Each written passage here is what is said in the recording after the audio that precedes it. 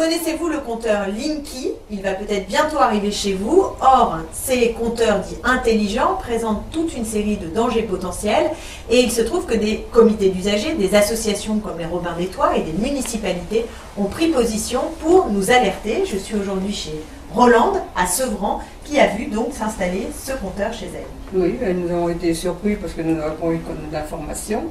Et puis voilà, on s'est retrouvés avec le compteur.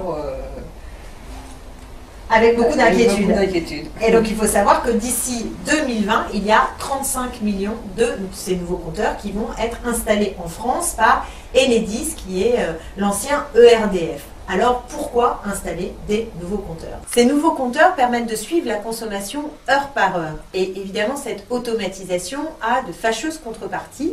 Cela veut dire que Enedis peut savoir précisément si vous prenez une douche, si vous êtes là ou si vous n'êtes pas là.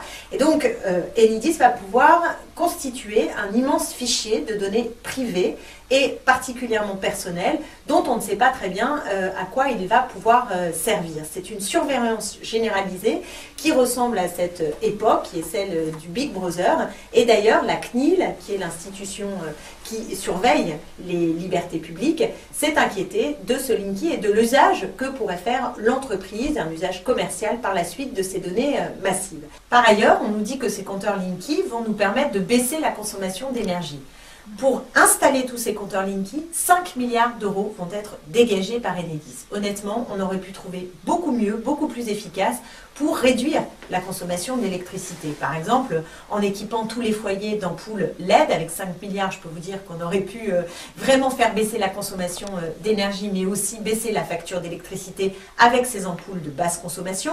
On aurait pu également investir massivement dans la rénovation de logements. Il y en a aujourd'hui 5 millions qui sont de véritables passoires thermiques. Et là aussi, la facture d'électricité aurait été meilleure pour les usagers. Et je n'ai évoqué que quelques problèmes du compteur Linky, il y en a d'autres, mais tout cela prouve tout simplement que nous avons besoin d'un débat citoyen, c'est une question politique, pour que les usagers, nous tous et toutes, nous puissions décider de l'avenir de ces Linky et de sa possible installation à Sevran comme ailleurs.